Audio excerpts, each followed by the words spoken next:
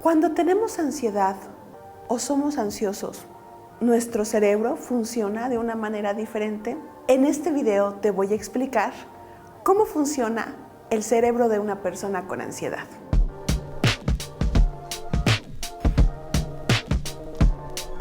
Hola, ¿qué tal amigos? ¿Cómo están? Pues yo súper contenta de estar con ustedes el día de hoy en este video.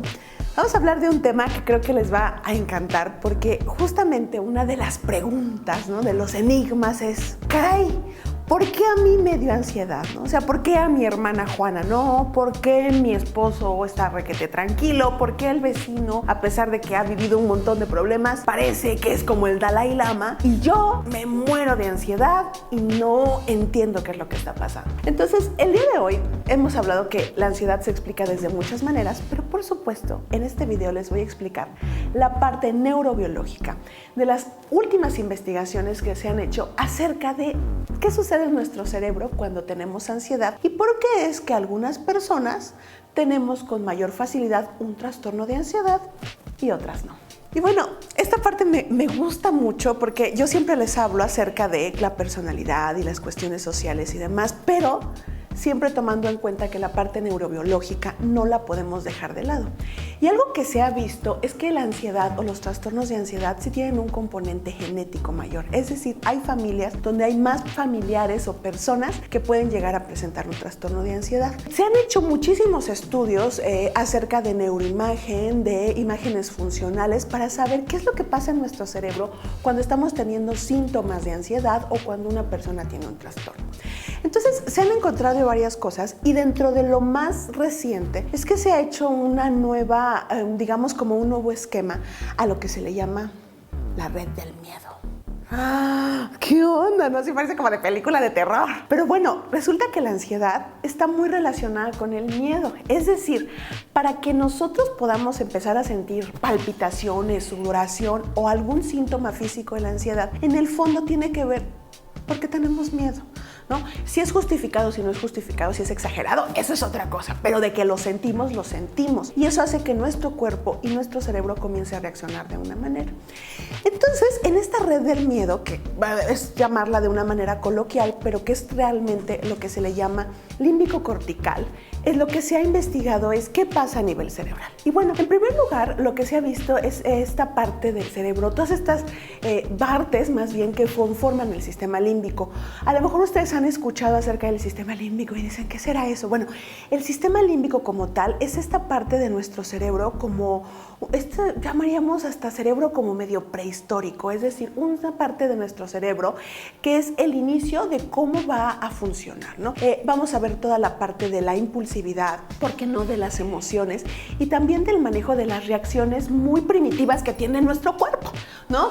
Y ese sistema límbico va a ser el que va a conectarse con el resto de nuestro cerebro, es decir, que se va a poder conectar justamente con el área cortical o el área frontal, que va a ser lo que está relacionado con la razón. Es decir, los seres humanos no podemos ser 100% racionales, sino que lo que va a desencadenar siempre la acción o lo que sentimos va a ser una parte irracional, impulsiva o, por qué no, límbica. Y dentro de estas partes de nuestro cerebro, pues tenemos, por ejemplo, la amígdala, que ustedes dirían, ay, como las amígdalas de aquí de la garganta, no tiene nada que ver. Le pusieron amígdala porque cuando hacían los anatomistas que veían con todo lo que veían como bolitas, les decían amígdalas, y entonces a esa zona del cerebro le vieron cara de amígdala y por eso le pusieron ese nombre.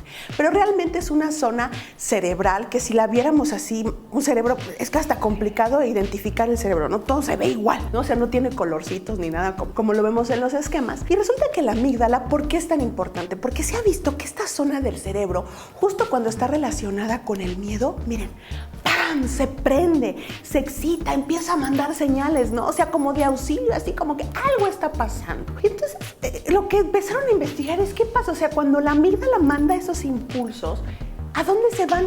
¿No? O sea, ¿hacia qué parte de nuestro cerebro lo envía? Justamente han encontrado que estos impulsos se van hacia el área frontal, ¿no?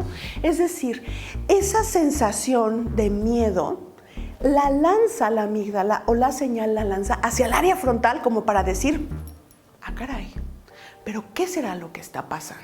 ¿Qué se ha visto en esta red del miedo o en esta red límbico-cortical que dicen, oye, es diferente, ¿no? ¿Qué es lo que es diferente? Bueno, lo que han encontrado es que las personas que tienen un trastorno de ansiedad, su cerebro funciona distinto. Y resulta que su amígdala, que lanza estos impulsos y que dice, ¡ay, peligro, peligro, peligro, peligro!, se excita tanto, es decir, lanza tanto esta señal, que cuando llega a la parte cortical, a la parte del cíngulo, a la parte frontal, esta parte como que es rebasada, ¿no? Es rebasada, digamos que el impulso o el miedo hacia la razón. Porque regularmente, vamos a poner un ejemplo, estás en tu casa, ¿no?, viendo una película. Es una película de miedo, ¿no? Entonces en la película de repente, no sé, sale un monstruo, ¿no? Y te empiezas a poner tenso, ¿no? Y de repente en tu casa, ¡paz!, ¿no? Se escucha algo en la parte de afuera. ¿Y qué pasa? Brincas y te asustas, ¿no? Pero después, ahí es tu amígdala reaccionó y dijo, ¡paz!, algo está pasando. Pero ¿qué pasa después? Vas y te asomas y una parte racional de ti te dice, ok, no pasa nada, estoy asustado por la película y solamente se cayó algo, ¿no? Pero ¿qué pasaría si la reacción de la amígdala, si ese temor es tan grande que ya no puedo racionalizar? Es decir, que a pesar de que una parte de mi cerebro me dijera, oye, no pasa nada, solo se cayó la escoba y fue un ruido, me queda esa sensación de miedo, de intranquilidad. Quiere decir que hay una parte de mi corteza cerebral, hay una parte de mi lóbulo frontal que no alcanzó a poder detener el impulso, a detener el miedo, a poder racionalizarlo. Y entonces eso me va dejando esa sensación. Esa sensación de miedo, esa es la ansiedad. Esa sensación de intranquilidad. Y por consecuencia, eso me desencadena cuando va creciendo el síntoma de ansiedad. Porque si es algo repetitivo o si es algo que cada vez se va saliendo más y más y más de control, literalmente llega un momento en que la parte de la corteza ya no puede controlarlo. Y entonces ya no discrepa entre lo que es real y entre lo que no lo sería, ya no puede racionalizar. Y entonces la amígdala sigue lanzando estos impulsos de cuidado, cuidado, cuidado, cuidado, cuidado. Y mi cerebro, mi parte cortical, mi parte racional, ya le cuesta mucho trabajo el poder decir, oye, relax, ¿no? O sea, no pasa nada. No, al contrario, igual y se mete en esta misma idea de hay algo malo. Y entonces empieza esa sensación de miedo que puede estar presente ante muchas situaciones, aunque no sean de peligro. Esto es lo que han encontrado en las investigaciones de neuroimagen. La retroalimentación que tendría que haber entre la amígdala y justamente la parte cortical de nuestro cerebro, esa parte racional que dijera, tranquilo, tranquila, llega un momento en que llega un cortocircuito. Se acostumbra a estar hiperexcitada esta amígdala y que por lo tanto la parte cortical no le pueda decir tranquila. Ya no hay forma de tranquilizarla. Y entonces, por consecuencia, está hiperexcitado, ya no hay esa retroalimentación. La sensación de miedo se vuelve una constante. Nos volvemos hipersensibles a los estímulos. O sea, esto que hablan hasta de las personas altamente sensibles tiene que ver con estos circuitos. Es decir, he llegado a mi cerebro a tener esa sensación de miedo que me hago hipersensible a muchísimas cosas, a sensaciones. Fíjense, hasta a las reacciones de las personas.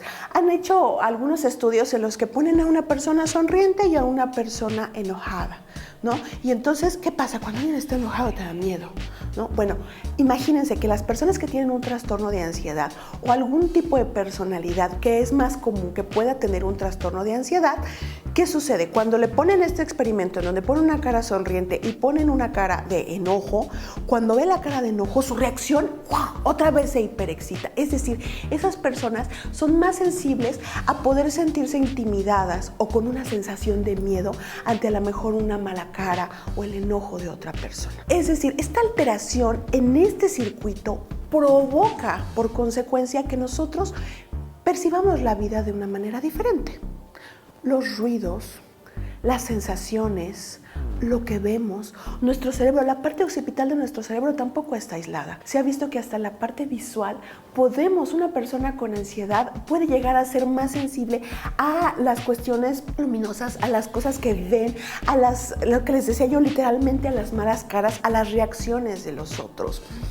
Nuestro cerebro funciona de una manera distinta. Y antes de continuar hablando de qué pasa con nuestro cerebro, les recuerdo que se suscriban al canal, que le den clic a la campanita para que siempre sepan cuando hay un nuevo video y por supuesto que me sigan en todas las redes como Fanny Psiquiatra. Bueno, ya les expliqué esta parte del cerebro y entonces uno diría, ¿qué onda? No, pues ya me amolé, ¿no? Porque pues mi cerebro funciona diferente.